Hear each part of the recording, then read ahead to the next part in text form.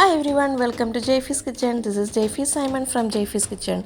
I hope that all of you are fine and safe.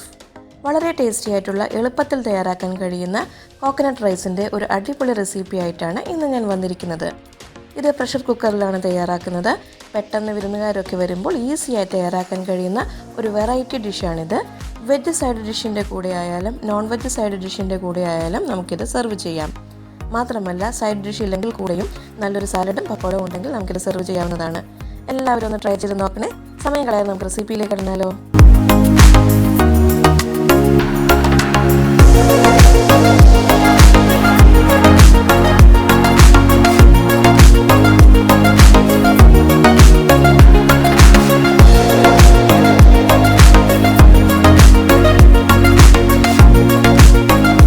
Cup basmati rice നന്നായി കഴുകി 15 minute വെള്ളത്തിൽ soak ചെയ്യുക. ശേഷം വെള്ളം വാലാൻ വയ്ക്കുക. ഒരു പ്രഷർ കുക്കറിൽ 1 ടേബിൾ സ്പൂൺ റിഫൈൻഡ് ഓയിലും 2 ടീസ്പൂൺ ഗീയും ചേർത്ത് ചൂടാക്കുക.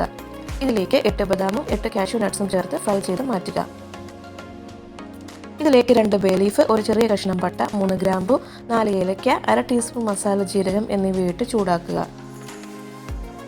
ഇതിലേക്ക് 2 സവോള നീളത്തിൽ അരിഞ്ഞത്, 8 അല്ലി വെളുത്തുള്ളി, 1 ടീസ്പൂൺ ഇഞ്ചി, 4 പച്ചമുളക് കീറിയത് എന്നിവ ചേർത്ത് 4 മിനിറ്റ് വഴറ്റുക. വെള്ളം വാലാൻ മാറ്റി വെച്ചിരുന്ന റൈസ് ചേർത്ത് 6 മിനിറ്റ് ഫ്രൈ ചെയ്യുക.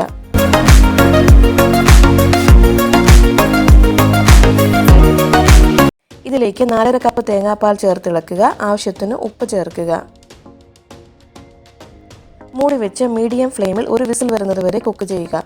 ഫ്ലെയിം ഓഫ് ചെയ്ത് പ്രഷർ താനെ പോകുന്നത് വരെ വെയിറ്റ് ചെയ്യുക.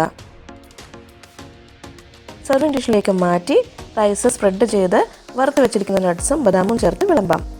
വളരെ ഈസിയും ടേസ്റ്റിയുമായിട്ടുള്ള ഒരു വെറൈറ്റി ഡിഷാണിത്. എല്ലാവരും ഒന്ന് ട്രൈ ചെയ്ത് നോക്കണേ. ഇന്നത്തെ വീഡിയോ എല്ലാവർക്കും ഇഷ്ടപ്പെട്ടു എന്ന് വിശ്വസിക്കുന്നു. അടുത്ത വീഡിയോയിലൂടെ നമുക്ക് വീണ്ടും കാണാം. Thanks for your support dear. Stay blessed and safe always.